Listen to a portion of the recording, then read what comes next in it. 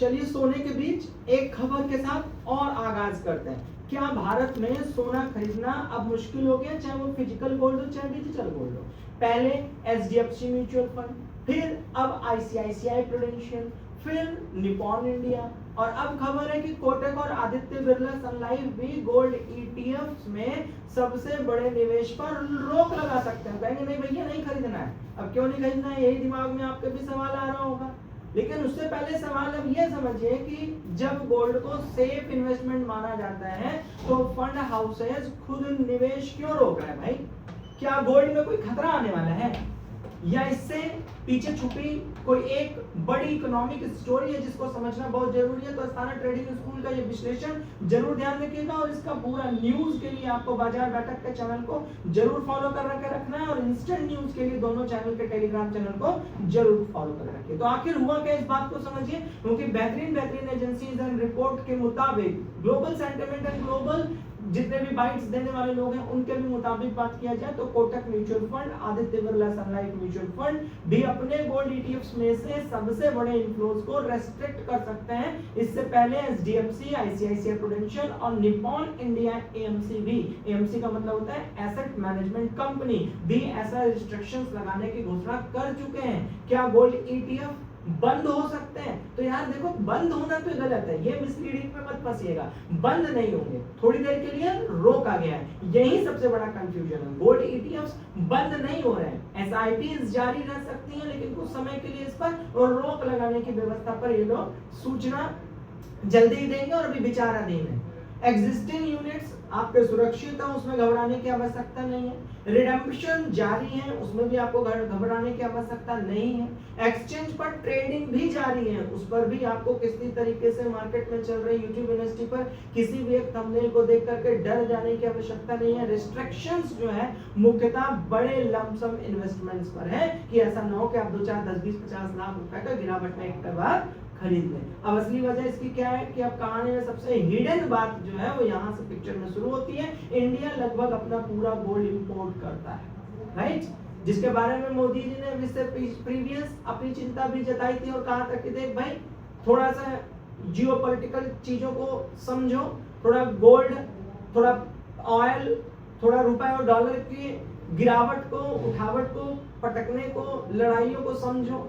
तो उसको लेकर उन्होंने एक सर्कुलर निर्देश, एक आह्वान किया था, और उसका असर बाजार पर भी देखने को मिला है। तो इसका मतलब आप समझिए कि इंडिया लगभग अपना पूरा गोल्ड इंपोर्ट करता है। जब गोल्ड ईटीएफ में बहुत ज्यादा पैसा आता है तो फंड हाउसेस को सबसे पहले फिजिकल गोल्ड तो खरीदना ही पड़ेगा ना। अब आप उठा करके उनको गोल्ड के लिए पैसा दिए तो भैया गोल्ड तो उनको खरीदना ही पड़ेगा, और फिजिकल गोल्ड खरीदने का मतलब क्या है, डॉलर में इंपोर्ट करना, जिससे इंपोर्ट बिल सडन बढ़ जाएगा।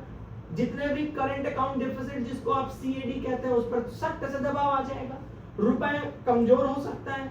यानी गोल्ड सिर्फ इशू नहीं है, बल्कि गोल्ड का इंपोर्ट और गोल्ड के लिए डिपेंडेंसी, ये बहुत बड़ा पॉइंट है जिसको आपको विश्लेषण के रूप में समझना जरूरी है। क्योंकि ये ना हो कि हल्ला हल्ला मच रहा है और उसी में आपने कोई सडन गलत डिसीजन ले लिया। अब थोड़ा रुपए का कनेक्शन इसको समझ लेते हैं, क्योंकि असली सस्पेंस तो वही बना हुआ है। अब यहाँ कहानी और इंटरेस्टिंग हो जाती है, क्योंकि 2026 में रुपए पर दबाव लगातार आप देख ही रहे हैं, जियोपॉलिटिकल टेंशन देख ही रहे हैं, और आप उसी के बीच में लगातार रुपए और डॉलर के बीच में जो लड़ाई है उसको भी देख रहे हैं। और एक सबसे खासा डेटा भी आप लोग रिसर्च कर रहे होंगे, फॉरेन इन्वेस्टर के आउटफ्लो, उस पर भी आपकी गहरी नजर होगी अगर आप इन्वेस्टर हैं, यदि अगर आप ट्रेडर हैं तो। गोल्ड के इंपोर्ट ऊंचे स्तर पर लगातार ट्रेड कर रहे हैं, ये आप जान ही रहे हैं। ऐसे में जितने भी पॉलिसी मेकर्स हैं और इंस्टीट्यूशंस हैं गोल्ड के डिमांड को क्लोजली मॉनिटर करते हैं। अब मतलब ये है कि फैसला गोल्ड के खिलाफ नहीं है, ये मैं अर्लियर अभी आपको बता कर आ रहा हूं, बल्कि मैक्रो इकोनॉमिक प्रेशर को मैनेज करने की कोशिश है। तो भैया डरावना माहौल में मत जाओ यार, यूट्यूब के थंबनेल में मत फंस जाओ कि आ गई बाढ़, हो गई खून की नदियां बह गई। अरे यार ये सब चीजों से बचो, सीरियस रहो। गोल्ड ईटीएफ इन्वेस्टर्स को फिलहाल थोड़ी देर के लिए तो डरना ही चाहिए, और उसके पीछे मैंने आपको बताया कि डरने का कारण गोल्ड का डर नहीं है, इंपोर्ट का डर है। रुपए और डॉलर के बीच में जो गैप है, करेंसी चेंज है, उसका। तो क्या ये रिस्ट्रिक्शन का कितना असर पड़ेगा, थोड़ा उसको भी समझ लेते हैं। तो बड़े संस्थागत निवेशकों या बहुत बड़े जो लमसम इन्वेस्टर हैं उन्हीं पर खाली पड़ेगा भैया, आप पर हम पर नहीं पड़ेगा जो 2000 रुपए का एसआईपी कर रहे हैं, उनको डरने की आवश्यकता नहीं है। रिटेल इन्वेस्टर के लिए एसआईपी और सामान्य निवेश लार्जली अनअफेक्टेड बताए गए हैं, आपको कोई भी बहुत ज्यादा इसमें डरने का विषय नहीं है। लेकिन एक नया रिस्क तो पैदा हो ही सकता है भाई, सेंटिमेंटल और साइकोलॉजिकल। अब यहाँ सबसे बड़ा ट्विस्ट क्या है, अगर नए यूनिट्स की सप्लाई सीमित हो जाती है तो डिमांड तो बनी रहेगी ना भाई, और पूरा स्टॉक मार्केट तो डिमांड और सप्लाई का ही गेम है।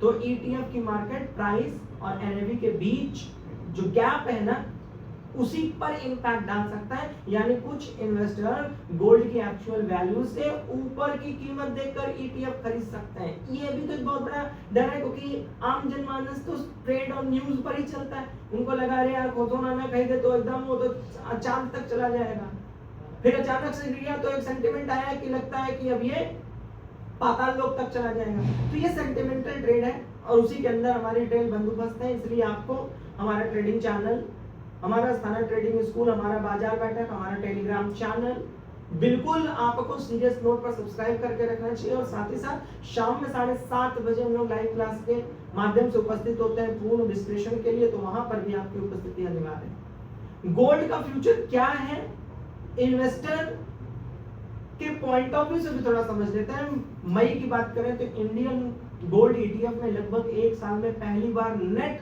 आउटफ्लो इतना देखने को मिला। प्रॉफिट बुकिंग और गोल्ड प्राइस का करेक्शन इसके पीछे इतना बड़ा वजह बनी कि अचानक से लोगों का सेंटिमेंट जो है वहां पर लॉस हो गया। यानी मार्केट में दो फोर्सेस चल रही हैं, एक तरफ सेफ हैवन डिमांड हो रही है और दूसरी तरफ प्रॉफिट बुकिंग हो रही है, और इसी वजह से इंस्टीट्यूशन एक्स्ट्रा कॉशियस दिख रहा है और इसी वजह से डर का माहौल बना हुआ है। भारत में गोल्ड सिर्फ इन्वेस्टमेंट नहीं होता है, इससे प्रीवियस की वीडियो में मैं बता चुका हूं। लोग उसे अन्य अन्य विचारों से, अन्य अन्य भावनाओं से भी रखते हैं। कोई को अपनी बेटी की शादी करनी है, किसी को परिवार के लिए इमरजेंसी सेविंग के रूप में रखता है। तो यहाँ इमोशंस भी लोगों का जुड़ा हुआ है और कई लोगों के लिए फाइनेंशियल सिक्योरिटी का एक बहुत बड़ा प्रतीक होता है। शायद इसी वजह से गोल्ड से जुड़ी हुई हर खबर आप सभी लोगों का ध्यान खींचती है, लेकिन उस खबर की पूर्ण प्योर विश्लेषण करने की जिम्मेदारी अस्थाना ट्रेडिंग स्कूल के कंधों पर है, और हम उसमें आपको पूर्ण जिम्मेदारी के रूप में एक एक खबर का विश्लेषण कर आप तक पहुंचाते हैं। तो कहानी गोल्ड ईटीएफ के रिस्ट्रिक्शन की नहीं है, कहानी रुपए की, इंपोर्ट की और इंडियन की इकोनॉमिक स्टेबिलिटी का है। गोल्ड अभी भी मौजूद है, गोल्ड ईटीएफ अभी भी मौजूद है, लेकिन अब सिस्टम ये सुनिश्चित करना चाहता है कि गोल्ड में बढ़ती डिमांड को देश की इकोनॉमी पर अतिरिक्त दबाव ना पड़े। तो उसके लिए हम क्या रणनीतिक काम कर सकते हैं, तो ये एक बड़ा अच्छी पहल है। विश्लेषण के माध्यम से मैं आपको बताने की कोशिश कर रहा हूं। अब सबसे बड़ा असली सवाल ये है कि क्या ये सिर्फ एक टेम्पोररी रिस्ट्रिक्शन है, तो हाँ भैया टेम्पोररी रिस्ट्रिक्शन है।